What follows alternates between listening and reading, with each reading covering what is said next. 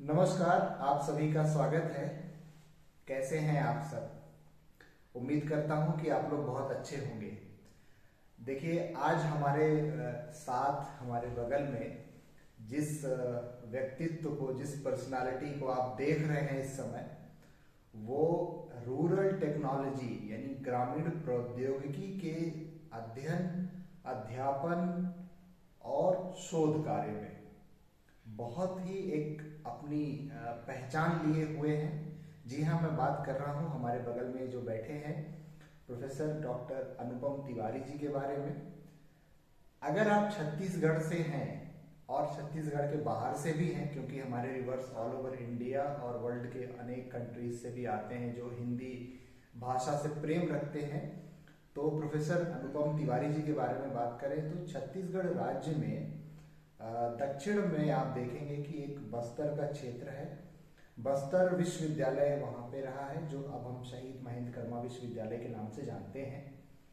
वहाँ ग्रामीण प्रौद्योगिकी अध्ययनशाला की स्थापना जो हुई है, उसके सूत्रधार के रूप में प्रोफेसर डॉक्टर अनुपम तिवारी जी रहे हैं।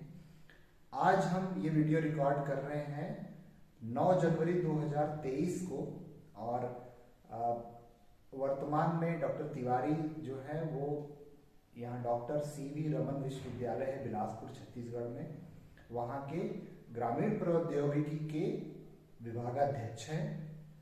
और सर का बहुत ही बेहतरीन अनुभव है जो आज हमारे साथ सर शेयर करेंगे, साझा करेंगे। तो सबसे पहले तो सर आपका बहुत बहुत स्वागत है हमारे यूट्यूब चैनल पे। धन्यवाद, नमस्कार नीलेश जी, और बहुत बहुत धन्यवाद। जी, तो सर सबसे पहले तो ये जानना चाहेंगे कि जो हम ग्रामीण प्रौद्योगिकी की बात करते हैं, चूंकि हमारे व्यूअर्स अभी मोस्टली सोशल वर्क के या समाज कार्य के जुड़े हुए हैं, तो मैं आपसे ये समझना चाह रहा हूँ कि जो ग्रामीण क्षेत्रों में हमारे MSW के, BSW के, RT के या अलग अलग जो क्षेत्र के स्टूडेंट्स हैं, सामाजिक कार्य जो होते हैं, चाहे वो रूरल टेक्नोलॉजी से हो वो या सोशल वर्क से हो, उनके लिए जॉब की अपॉर्चुनिटीज क्या हैं? क्योंकि आप इंडिया में भारत सरकार के अनेक और छत्तीसगढ़ में अनेक राज्यों में आपने काम किया हुआ है, तो जॉब अपॉर्चुनिटीज के बारे में सबसे पहले बात करते हैं। तो आप बताइए कि RT और MSW और मैनेजमेंट के भी जो विद्यार्थी हैं, उनके लिए ग्रामीण क्षेत्र में, ग्रामीण परिवेश में जॉब की क्या अपॉर्चुनिटीज हैं, उद्यमिता की क्या अपॉर्चुनिटीज हैं, स्वरोजगार की क्या अपॉर्चुनिटीज हैं, अवसर हैं, उनके बारे में प्लीज बताइए आप। आपका सवाल बहुत ही रुचिकर है नीलेश जी, और आज इसकी आवश्यकता भी है। देखिए, क्या होता है कि आज हमारे छत्तीसगढ़ ही पूरे देश में और उच्च शिक्षा के क्षेत्र में एक सीमित दायरे में बांधने का एक प्रथा चली आ रही है। सबसे पहले तो इस सीमित दायरे को तोड़ने की आवश्यकता है, और आपने सवाल में ही अपना उत्तर भी समाहित किया हुआ है।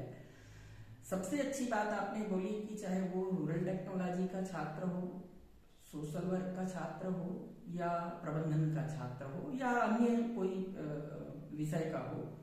देखिए, सबसे पहली बात तो मैं आपको बताना चाहूँगा कि चाहे वो ग्रामीण प्रौद्योगिकी हो, समाज कार्य हो, प्रबंधन हो, या अन्य कोई विषय हो, सारे विषय रोजगार परक हैं, और सारे विषय में ग्राम विकास और उसकी सार्थकता और महत्व छिपा हुआ है। ऐसा कोई विषय नहीं है, चाहे वो टेक्नोलॉजी का विषय हो, अभियांत्रिकी का विषय हो, मेडिकल साइंस की बात हो, या पॉलिटिकल साइंस की बात हो, हमारे प्रबंधन की बात हो, या फिर जो स्ट्रीम एरिया जो प्रत्यक्ष तौर पे दिखता है, रूरल डेवलपमेंट, रूरल टेक्नोलॉजी, समाज कार्य, हर ऐसे उपाधि लेने वाला छात्र का रोजगार की व्यापक संभावनाएं हैं, बशर्ते यहाँ पर पाठ्यक्रम की बात नहीं है। यहाँ पर पाठ्यक्रम को करने वाला छात्र या छात्र छात्राएं उस क्षेत्र के बारे में जाने, उनके लोगों,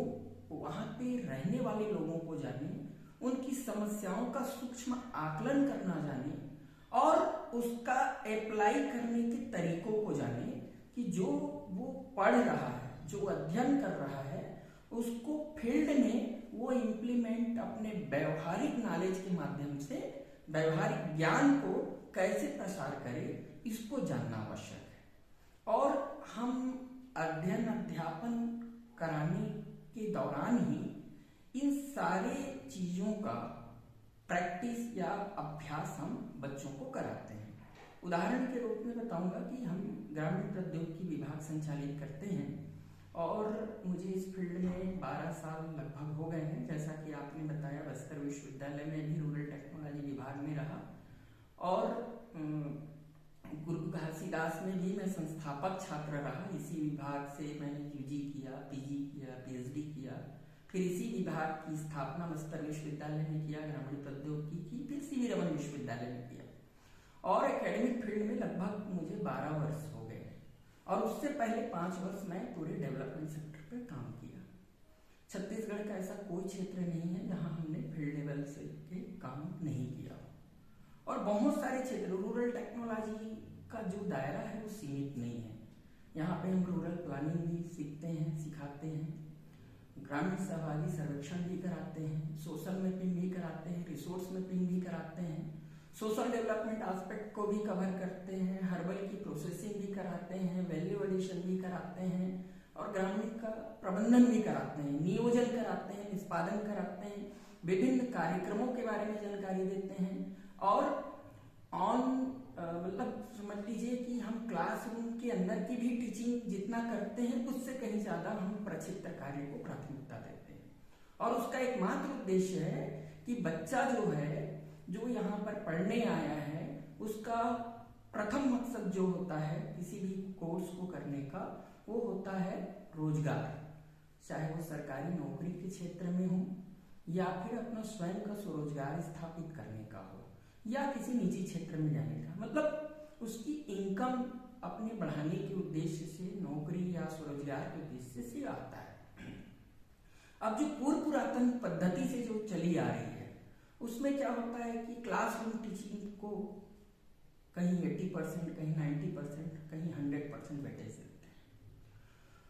निश्चित रूप से जो ग्रामीण प्रौद्योगिकी जैसे पाठ्यक्रम में प्रवेश लेने वाला छात्र, जो ज्यादातर 80 to 90% छात्र होते हैं, वो मेरिट के छात्र नहीं होते हैं। जब कोई मेडिकल में चयनित नहीं हो पाता है, कोई इंजीनियरिंग में चयनित नहीं हो पाता है, कोई और भी जो जिसकी ज्यादा डिमांड लेवल है, तो वहां से जब वो वंचित हो जाता है तब ग्रामीण प्रौद्योगिकी, समाज कार्य, ऐसे में ज्यादातर छात्र आते हैं। ऐसे भी कुछ छात्र आते हैं जो मतलब मेरिट वाले रहते हैं, पर ज्यादातर ऐसे छात्रों की होती है जो एवरेज मार्क का छात्र होता है।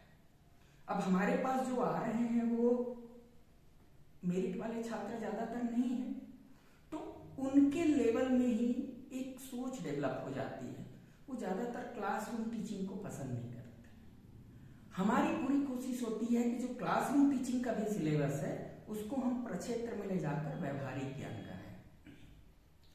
आप स्वयं कल्पना कीजिए कि हम किसी को ग्रामीण विकास का नियोजन यदि सिखा रहे हैं जी, और उसको क्लासरूम में बैठकर टेबल वर्क कराएंगे, टेबल में हम उसको सोशल मैपिंग कराएंगे या रिसोर्स मैपिंग कराएंगे, तो वो क्या इमेजिन करेगा? वही उसको टेबल, ब्लैक बोर्ड और स्मार्ट बोर्ड उसको नजर आएंगे।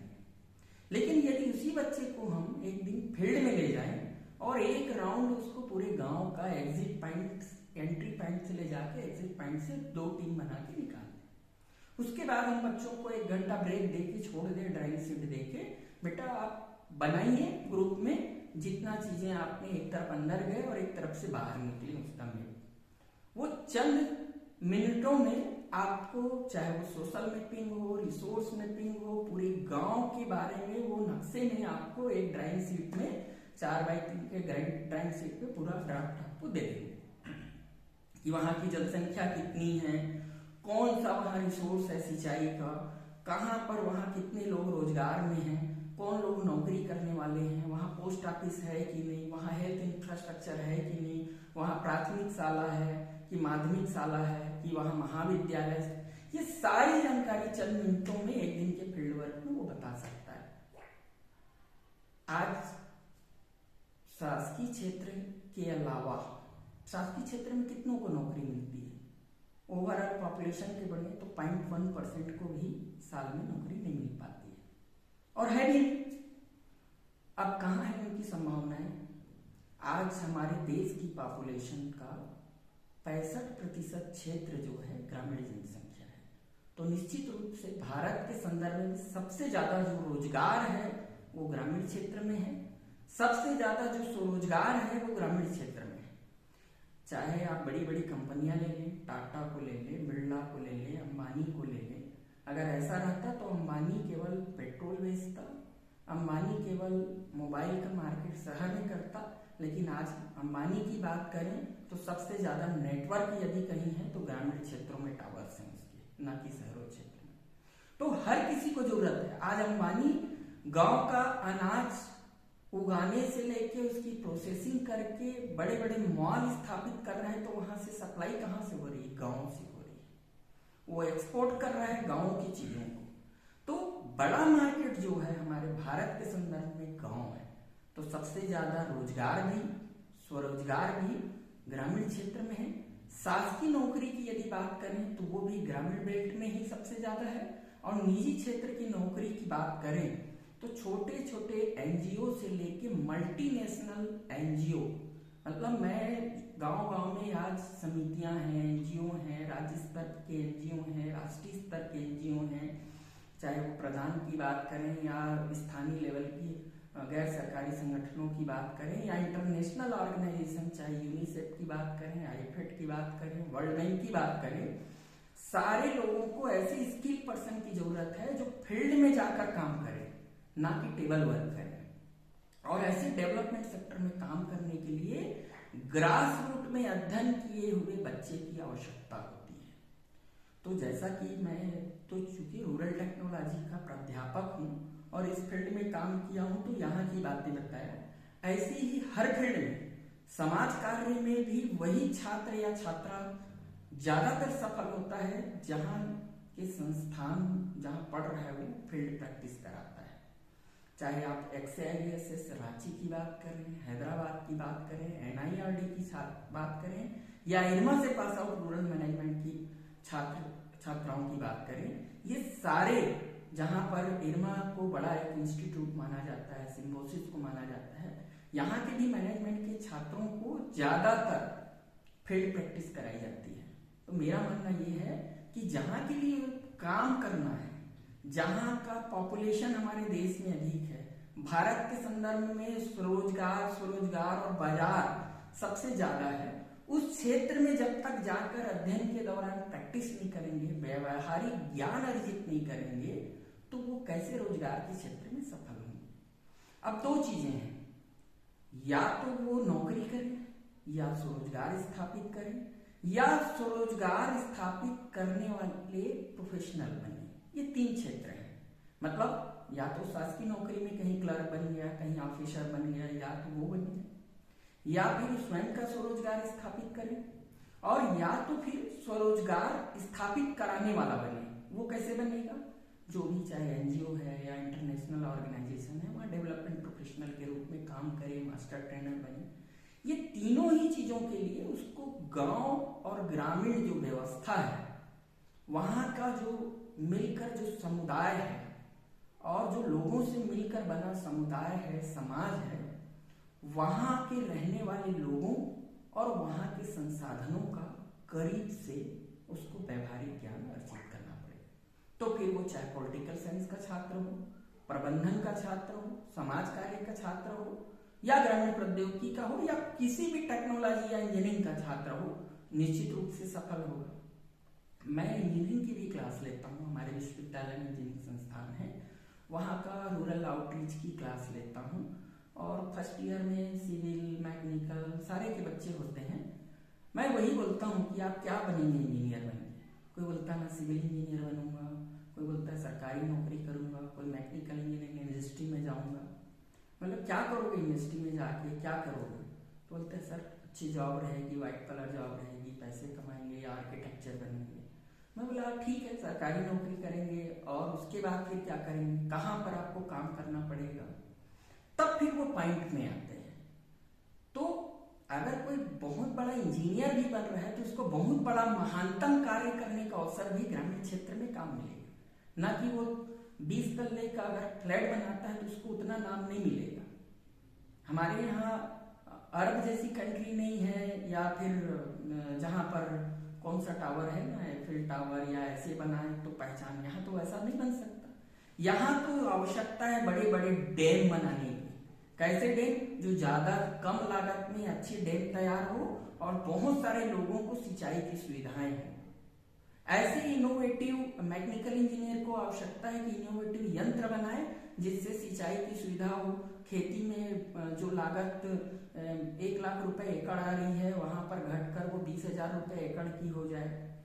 जो केमिकल रासायनिक खाद है उसके दुष्प्रभाव हैं उसको रोक कर वो कोई जैविक खाद का उपाय बताए, या फिर सिविल में ऐसा इंफ्रास्ट्रक्चर वो इनोवेटिव तैयार करे।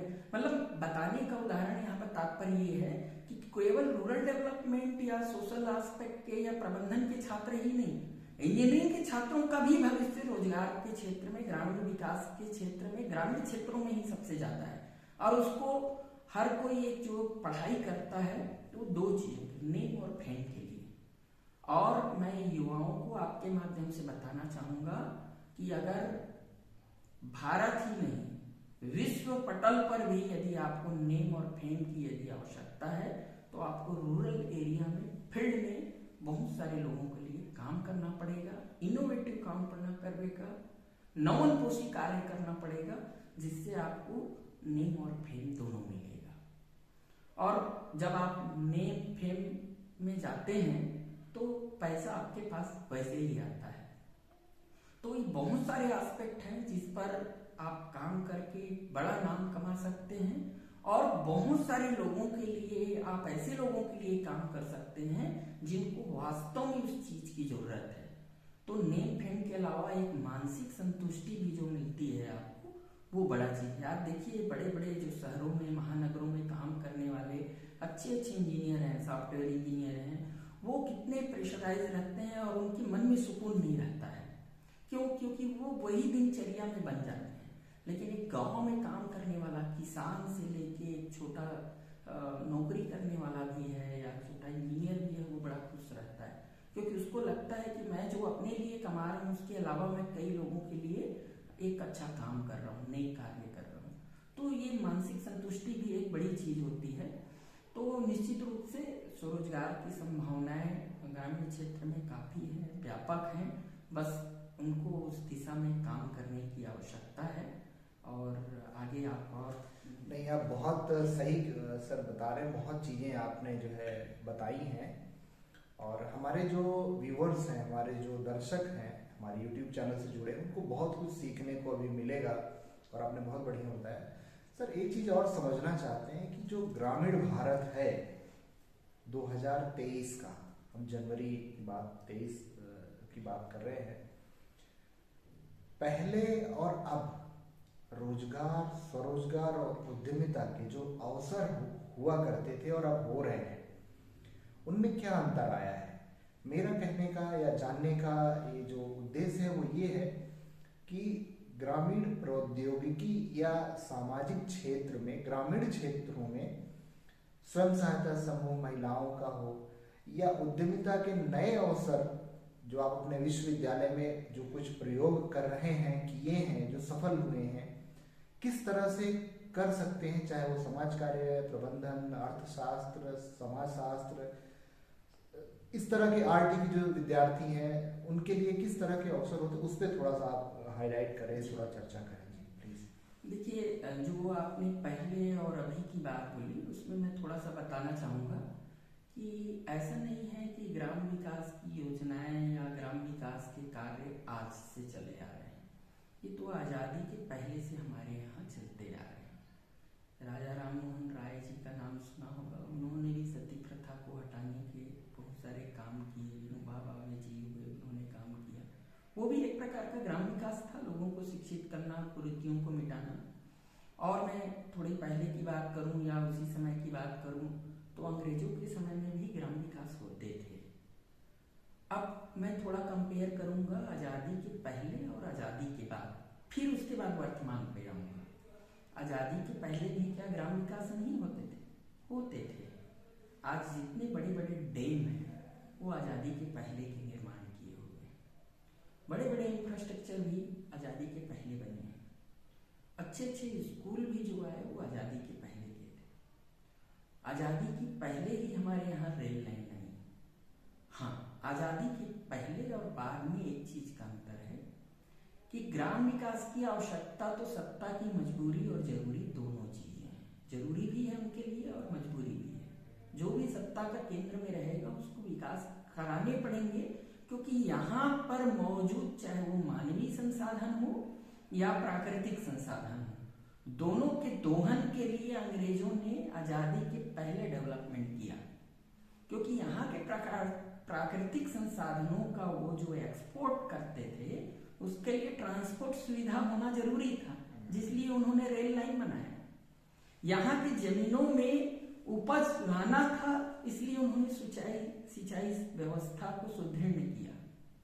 लेकिन आज़ादी के बाद जो हुए, पंडित जवाहरलाल नेहरू जी ने प्रथम पंचवर्षीय योजना लागू किया।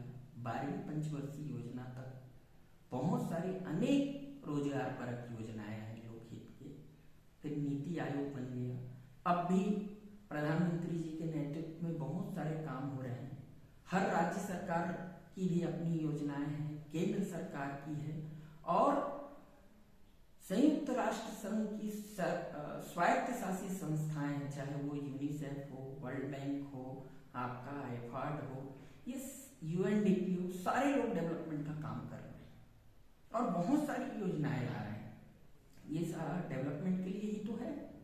लेकिन यहाँ पर समझने की जरूरत है जो हमारे युवा हैं कि वास्तव में ग्राम के पर्याय क्या है, ग्रामीण कौन है और ग्रामीण विकास क्या है। आप अगर किसी से पूछोगे कि ग्राम और ग्रामीण क्या है, तो वही बताएगा जहाँ पर पगडंडी वाला रास्ता हो, कच्चा पक्का मकान हो, वही ग्राम है, और फटे पुराने बनियान पहने धोती लुंगी वाले ग्रामीण होते हैं। जबकि उनको समझाने की आवश्यकता है कि ऐसे क्षेत्र जहाँ पर लोग स्थायी रूप से निवास करते हुए, ऐसे क्षेत्र जहाँ पर लोग स्थायी रूप से निवास करते हुए प्राकृतिक संसाधनों के आधार पर अपना स्थायी रूप से जीवन व्यतीत कर रहे हैं, तो ऐसे क्षेत्र को ग्राम और ऐसे क्षेत्र में रहने वाले लोगों को ग्रामीण कहा जाता है। और ऐसे क्षेत्र में रहने वाले लोगों के लिए जितने भी विकासात्मक गतिविधियां संचालित की जाती है, चाहे वो शिक्षा का हो, स्वास्थ्य का हो, स्वरोजगार का हो, पोषण का हो, सारी गतिविधियां जो है वो ग्रामीण विकास कहलाती है। ये चीजों को समझाने की आवश्यकता है। जब ये समझ में आता है उनको, ग्रामीण और वहाँ के विकास की गतिविधियों को वो जानते हैं करीब से, उनकी समस्याओं को देखते हैं, उसका अवलोकन करते हैं और उसके आधार पर नीचे से ऊपर की ओर की नियोजन करते हैं, तब वास्तव में ग्रामीण विकास के नए आयाम स्थापित होते हैं और इसकी सार्थकता और महत्व जो है वो फलदायक होती है। हमारे यहाँ आज से वर्तमान मतलब आज़ादी के बाद से बहुत सारी योजनाएं संचालित हुई, आज भी चल रही हैं, और निश्चित रूप से पिछले 10 वर्षों में बहुत सारी संभावनाएं और हुई। और पिछले 2 वर्षों में बोलें तो कोविड के बाद ऑटोमेटिक रूप से लोग, मतलब जितने लोग थे, मैं समझता हूँ हमारे देश के जनसंख्या के 20 से 30% ही लोग मोबाइल फ्रेंडली थे या ऑनलाइन या जितने भी ये टेक्नो फ्रेंडली थे। लेकिन इस कोविड ने लगभग 70% लोगों को कंप्यूटर के प्रति, ऑनलाइन ये सब जो डिजिटल चीज़ें हैं, मोबाइल हैं, मतलब बहुत सारे टेक्नोलॉजी के प्रति फ्रेंडली कर दिया है।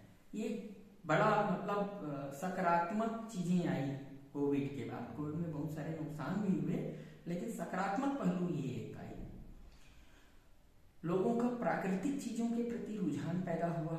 जब कोविड में देखा उन्होंने कि जो पैसे की मारामारी थे, बहुत सारे फिजूल खर्ची थे, उसके बाद फिर उनका आयुर्वेद के प्रति बढ़ावा जो था, ये भी एक नई चीज़ आई।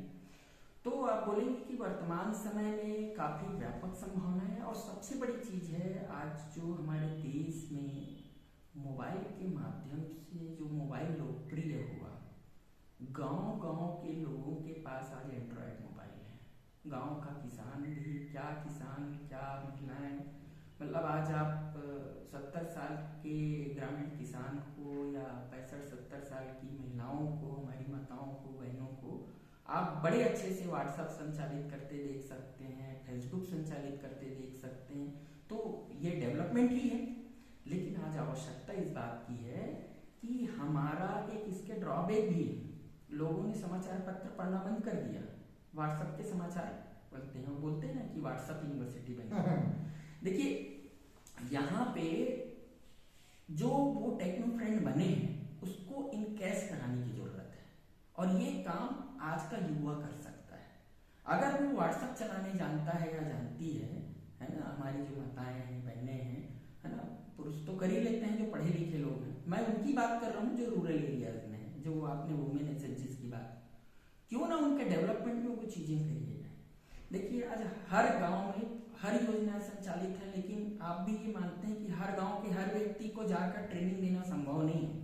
लेकिन अगर वो टेक्नो फ्रेंड है तो फेसबुक भी चलाएं, व्हाट्सएप भी चलाएं, लेकिन उसके माध्यम से कुछ अपने संबंधित जो ट्रेनिंग्स के बहुत सारे यूट्यूब वीडियोस हैं उसको भी कोई चलाना जाके अगर एक युवा भी 10 लोगों को बता देता है तो बहुत सारा डेवलपमेंट वो स्वयं कर लेती हैं देखकर। तो इसकी भी जरूरत है।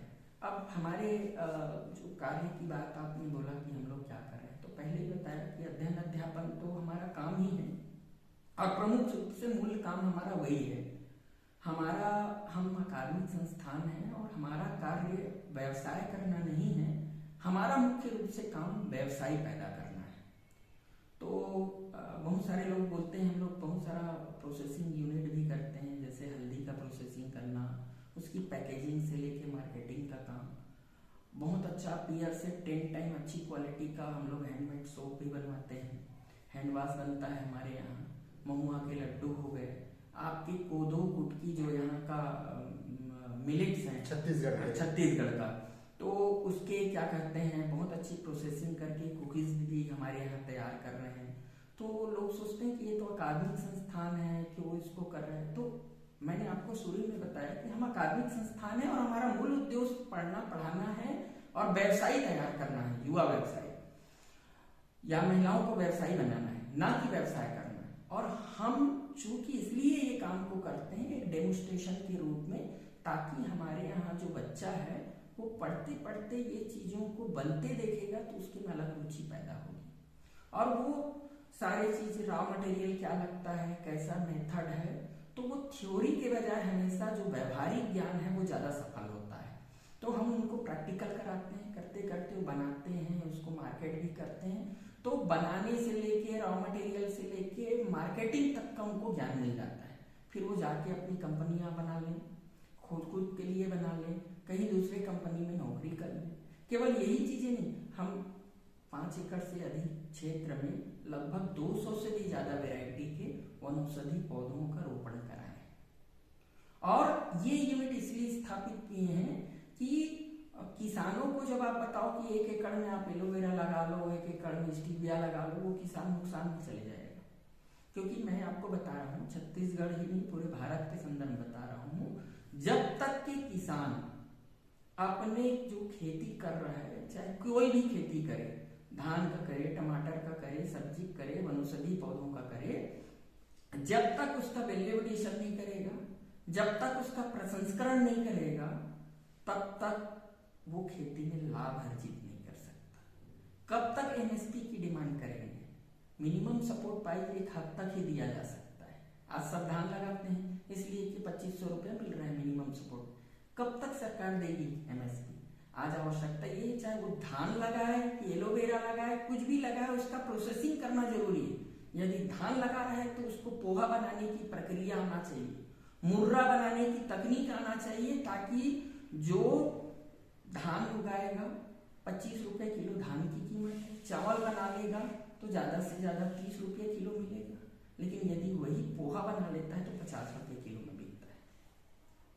मानते हैं? बिल्कुल। अगर मुर्रा बना लेता है तो 1 किलो चावल से वो 1 किलो जो चावल की लागत 30 रुपए से कम अगर 1 किलो मुर्रा 50 रुपए किलो में बिकता, मतलब 1 किलो में बहुत सारी क्वांटिटी आती है, 400 रुपए किलो में जाता है। तो ऐसे उसको प्रोसेसिंग सीखना पड़ेगा। अगर इमली का प्रोडक्शन है, इमली का कलेक्शन है, तो इमली की कैंडी बनाना उसको सीखना पड़ेगा। महुआ का कितना प्रोडक्शन है, लोग सोचते हैं केवल महुआ का शराब बनता है, महुआ के लड्डू भी बनाकर उसको ड्राई फ्रूट्स के रूप में बहुत सारे उसके मेडिसिनल प्रॉपर्टी है। इससे कुपोषण भी कम होगा। कुपोषण भी कम होगा। मैं वो पोषण पे आ रहा था, जैसे कोदो है, कुटकी, हमारे यहाँ बहुत सारे जो फिंगर मिलेट जिसे बोलते हैं, और 4-5 प्रकार के जो मिलेट्स हैं उसका कलेक्शन और नेचुरली प्रोडक्शन भी होत रहा है, कलेक्शन भी लोग करते हैं। अभी छत्तीसगढ़ शासन ने उसमें भी मिनिमम सपोर्ट प्राइस दिया है, तो अब लोगों को उससे कलेक्शन बेस पे ही अच्छा मिलने लगा है। लाख का उत्पादन में हर साल छत्तीसगढ़ और झारखंड के बीच में कंपटीशन होता है, कभी छत्तीसगढ़ प्रथम होता है, कभी झारखंड होता है। लाख की प्रोसेसिंग यूनिट ज्यादातर लगा दिया जाए तो उस पर आय अर्जित अच्छे कर सकते हैं। टमाटर वाले क्षेत्रों में टमाटर की प्रोसेसिंग यूनिट लगाएं। जो टमाटर को 5 रुपये भी 2 रुपये भी किलो नहीं मिलता है, वो आज जाइए आप किसी भी होलसेल बिग बास्केट में चले जाइए, कम से कम 100 रुपये मतलब 200 रुपये लीटर से कम आपको केचप नहीं मिलेगा। वही किसान अगर जो 5 रुपये 2 रुपये किलो का टमाटर को प्रोसेस करके बनाए, 5 रुपये की और लागत आएगी, 10 से 15 रुपये की उसकी लागत में केचप तैयार हो जाए। पर उसको प्रोसेसिंग सिखाना होगा, उसको केचप बनाने के तरीके, प्रिजर्वेशन, उसके संरक्षण और संवर्धन की बातें बतानी पड़ेगी। एलोवेरा लगा लेगा किसान, उगा भी लेगा, लेकिन वो बेचेगा कहाँ? 1 एकड़ को लेने पतंजलि नहीं आएगी, डाबर नहीं आएगी, बैद्यनाथ नहीं आएगा। या तो बड़े चक में करना पड़ेगा, 2000-3000 एकड़ में बनाना, उसको लगाना पड़ेगा। और हमारे यहाँ की जो टेक्सचर स्ट्रक्चर है, ऐसा नहीं है कि कोऑपरेटिव फार्मिंग किया जा सके, और यदि होता भी है तो उसके लिए बहुत मेहनत है। आज बहुत सारे एफपीओ बन गए हैं, फार्मर जो प्रोड्यूसर ऑर्गेनाइजेशन, नया चलन आया है, लेकिन वो सक्सेस नहीं हो पा रहा है, क्योंकि हमारे यहाँ के किसान एकजुट होकर खेती नहीं करते हैं। कुछ क्षेत्रों में ही करते हैं, पंजाब हरियाणा की बात अगर छोड़ दें तो हमारे यहाँ लोगों के पास रकबा कितना है, किसी के पास आधा एकड़ खेती है, किसी के 1 एकड़, कोई गौटिया है तो उसके पास 25 एकड़, 50 एकड़, 100 एकड़ है, उससे ज्यादा वाले नहीं होंगे। तो चंद लोग होंगे जिनके पास 200-400 एकड़ खेती। तो 1-1 एकड़, आधा एकड़ वालों को ही सबसे ज्यादा जरूरत है। अब उनको बोलोगे कि आप 100 लोग 200 लोग मिलकर करें, तो जो 200 लोगों की समूह बनाएगा, जो कंपनी बनाएगा, फिर वो उसका इंटरेस्ट आ जाएगा है कि वो प्रॉफिट लेगा। इससे बजाय है कि वो जो कर रहे हैं उसकी छोटी छोटी यूनिट की प्रोसेसिंग यूनिट हम सिखाएं। मैं वही बताने जा रहा था कि हमने विश्वविद्यालय में 5 एकड़ क्षेत्र में जो हर्बल गार्डन बनाया, उसका उद्देश्य यही था कि इस 5 एकड़ में जो हम उपज प्राप्त करेंगे, चाहे वो सरसों का हो, चाहे कुछ एरिया में वेजिटेबल फार्मिंग करते हैं हम, पूरा ऑर्गेनिक रूप से उसको हम किसानों को दिखाएं कि देखिए ऑर्गेनिक और जो केमिकल खाद जो सब्जी के स्वाद और सुगंध में अंतर बताएं, उसके रेट के अंतर बताएं। जो हमने एलोवेरा अगर 2 क्यारी में लगाई है तो उसका प्रोसेसिंग करके कैसे हम हैंड वॉश बना रहे हैं, कैसे हम लेमन ग्रास की खेती करके उसके सुगंध निकाल के हम हर्बल फिनाइल बना रहे हैं, कैसे हम हैंडमेड सोप बना रहे हैं। ये सारा चीज उनको व्यवसाय बनाने के लिए हम कर रहे हैं, ना कि व्यवसाय करने के लिए। तो वही मैंने बोला कि हमारा काम व्यवसाय करना नहीं है, हमारा काम व्यवसाय पैदा करना है।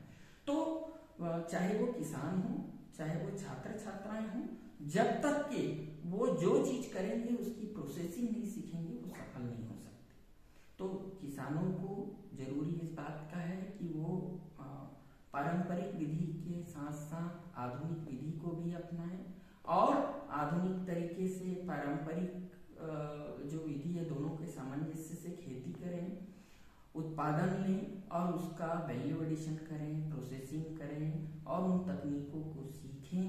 इससे ही ज़्यादा अच्छे से डेवलपमेंट हो पाएगा और वो किसान कभी भी घाटे में नहीं जाएगा। वैसे छात्र छात्राएं हैं, थ्योरिकल नॉलेज के साथ साथ ज़्यादातर वो व्यवहारिक ज्ञान लेने फील्ड तक जाएं।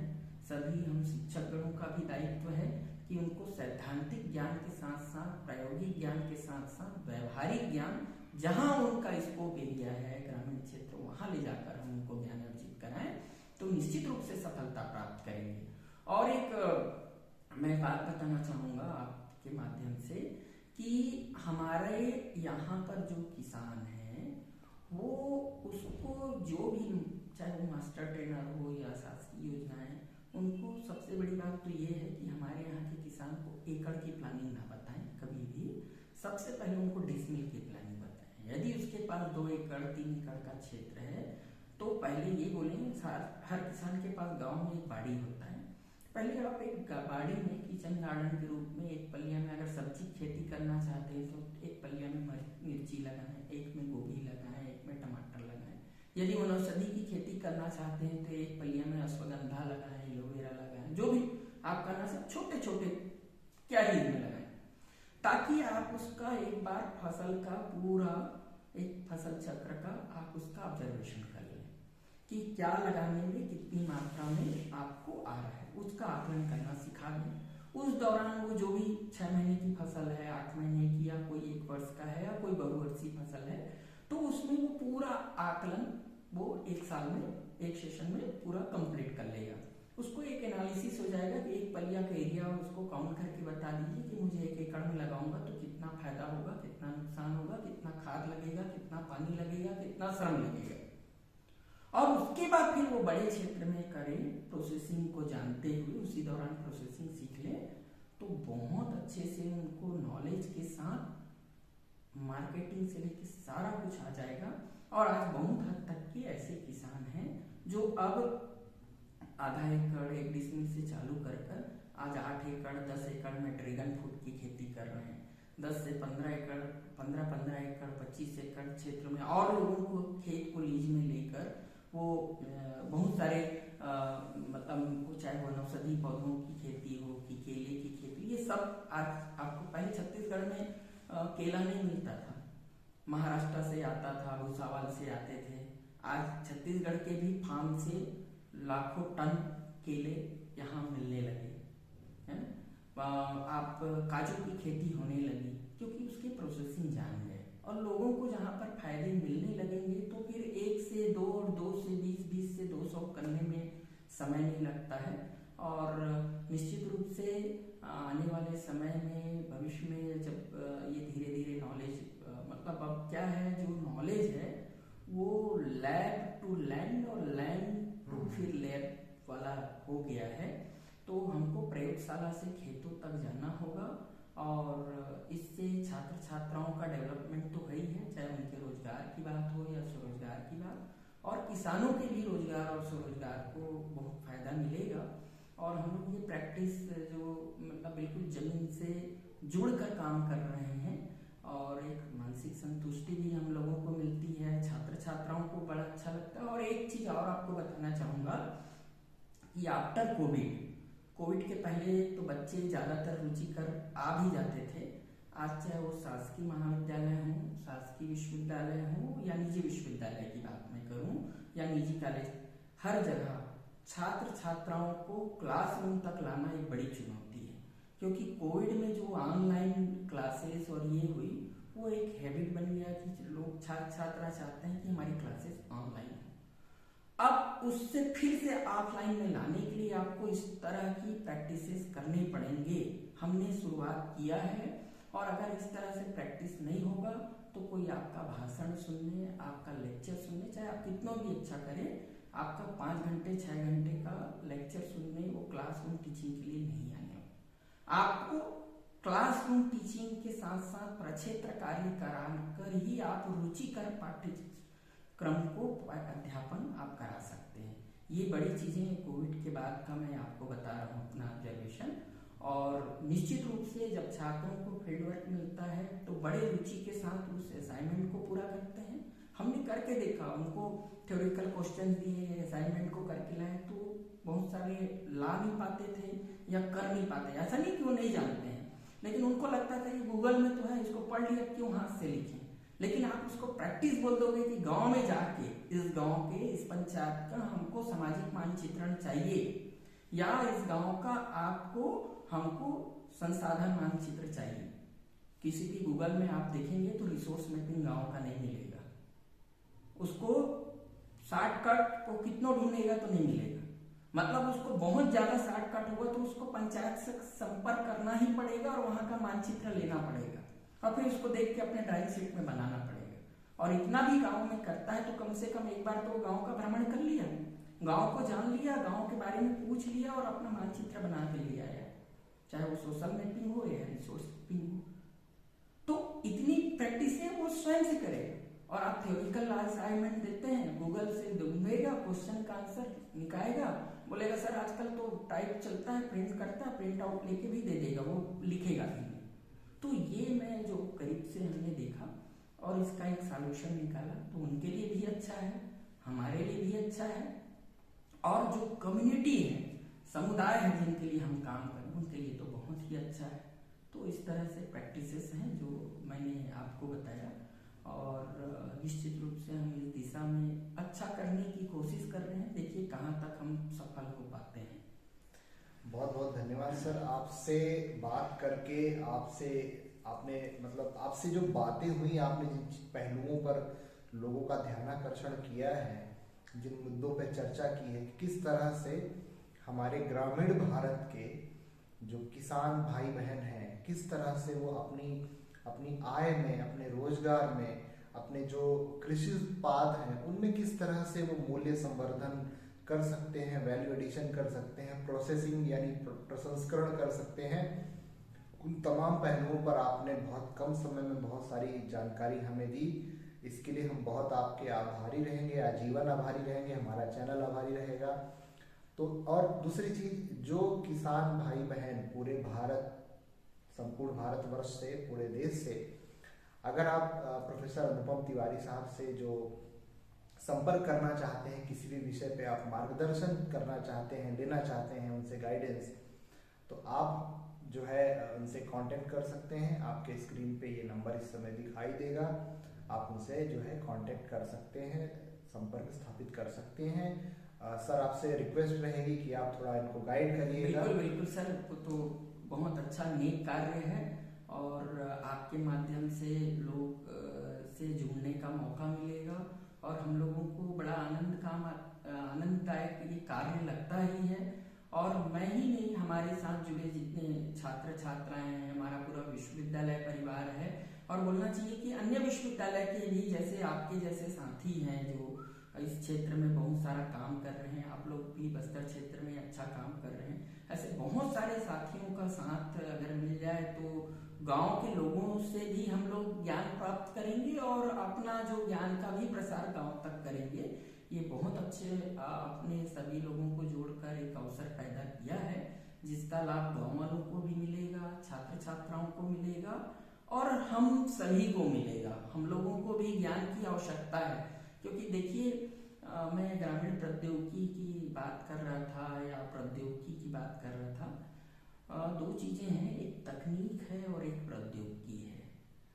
तो गांव के लोग ऐसा कोई टेक्नोलॉजी या कोई टेक्निक ऐसा नहीं है जिसको नहीं जानते थे। मैं आपको उदाहरण के रूप में बोलूँगा, आज वर्मी कंपोस्ट आ गया, वो एक टेक्नोलॉजी हो गया, लेकिन हर गांव के हर व्यक्ति के पास अपने गांव का एक बाड़ी होता है और बाड़ी में घुरवा होता है, जिसे घुरवा बोलते हैं, कहीं खट्टा बोलते हैं, जहाँ पर पूरे साल भर का कचरा, वेजिटेबल्स, गोबर्स वहाँ होते हैं। और वो एक जैविक खाद बनाने का तरीका है जो पुरातन कई वर्षों से चला आ रहा है, जो जैविक खाद का उत्पादन, वो तकनीक था। आज टेक्नोलॉजी के रूप में हमने नाडेप कंपोस्ट दे दिया। यही तकनीक का प्रौद्योगिकी में हस्तांतरण है, टेक्निक्स का टेक्नोलॉजी में ट्रांसफर है। क्या लाभ की तकनीक को पहले से नहीं जानते थे, मशरूम के बारे में पहले से नहीं करते थे। आज जितनी प्रोसेसिंग यूनिट है जो आधुनिक मशीनों से हो रहा है, उसको ट्रेडिशनल मेथड से करते थे। पहले बैगन को सुखा कर रखते थे, टमाटर को ड्राई करके रखते थे, मिर्च को ड्राई करके रखते थे। ये सारे टेक्निक्स को जानते थे, हमने उनको मशीन के माध्यम से, एक मेथड के माध्यम से टेक्नोलॉजी दे। वही टेक्निक और टेक्नोलॉजी में अंतर है। टेक्निक वो जानते हैं और टेक्नोलॉजी ये है कि उसमें एक ऑब्जर्वेशन दे दीजिए, एक मेथड दे दीजिए, एक प्रोसेस कर दीजिए, एक प्रिंसिपल दे दीजिए, वो टेक्नोलॉजी हो जाता है। तो आप बोले तो गांव वालों से जुड़ना और हम लोगों को जुड़ना एक सेतु के रूप में बड़ा अच्छा काम हो जाएगा। टेक्निक और टेक्नोलॉजी जहाँ मिल जाए तो एक बड़ी टेक्नोलॉजी आ जाती है। तो ऐसे आपके माध्यम से, समुदाय के माध्यम से सब एक दूसरे से जुड़कर काम करें, ये बहुत अच्छा प्रयास है। मैं भी आपका माध्यम से आपको स्वयं को और आपको विशेष रूप से धन्यवाद देता हूँ कि आपने हमें अवसर दिया अपनी बात रखने का। धन्यवाद नीलेश जी। हाँ, बहुत बहुत धन्यवाद सर। मैं तो सही बताऊं तो इतनी चीजें आज सीखा हूँ, इतनी चीजें फिर से रिवाइज हो गई, क्योंकि ग्रामीण भारत हमारा अवसरों का भारत है, बहुत सारी अपॉर्चुनिटीज हैं यहाँ। तो सर आपने हमें अपना बहुत कीमती समय दिया, इसके लिए हम बहुत आभारी हैं। हम भविष्य में आपसे फिर किसी विषय पर चर्चा करेंगे, आपसे मार्गदर्शन प्राप्त करेंगे। आपका बहुत बहुत धन्यवाद सर, बहुत बहुत धन्यवाद।